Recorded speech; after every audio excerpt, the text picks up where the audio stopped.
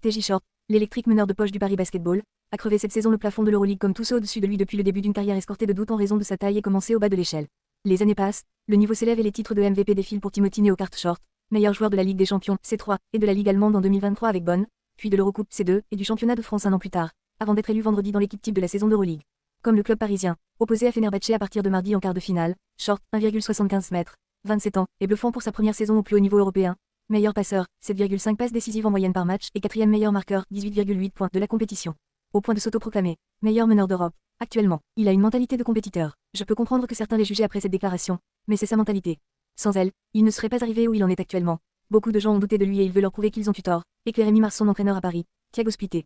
Mental à toute épreuve. Amarassi, le directeur sportif parisien, complète pour l'AFP. Il a un mental à toute épreuve, il veut gagner. S'il faut qu'il mette 30 points pour qu'on gagne, il va les mettre. S'il faut qu'il fasse 15 passes, il va le faire. S'il faut qu'il se sacrifie en défense, c'est pareil. C'est un plus winner plus gagnant, tout simplement.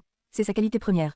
Short porte le numéro 0 comme le nombre de portes d'université de premier plan qui se sont ouvertes à lui après le lycée, puis de nouveau en NBA après son cursus universitaire. Le Californien est passé par la Lettonie, Ventspils, 2019 à 2020, puis l'Allemagne, Hambourg, Crailsheim et Bonn, avant de se faire une place au soleil à Paris. Sous les ordres de Thiago Splitter comme Styomas Saïsalo la saison passée, en Euroleague comme en Eurocoupe, Short a brillé grâce à ses appuis vifs, sa vitesse, sa technique de tir mi-distance et sa lecture de jeu.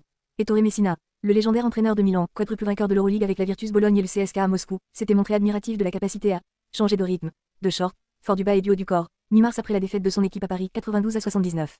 Difficile à retenir, la capacité d'adaptation du Californien à l'Euroleague surprend jusqu'à Amarassi. On savait qu'il allait être fort, mais on ne savait pas qu'il allait être aussi fort. On savait qu'il allait être un joueur important de l'Euroleague, mais de là à être candidat pour le titre de MVP, non. Porté par une foi inébranlable en son destin, Short, très croyant et bourreau de travail, n'a lui jamais douté de sa capacité à réussir au plus haut niveau. Je savais, viscéralement, qu'à ce niveau, avec un coach me laissant être moi-même, ce ne serait qu'une question de temps avant que je montre ce dont j'étais capable. Beaucoup sont surpris, mais pas moi, déclarait-il ainsi à l'équipe la semaine dernière.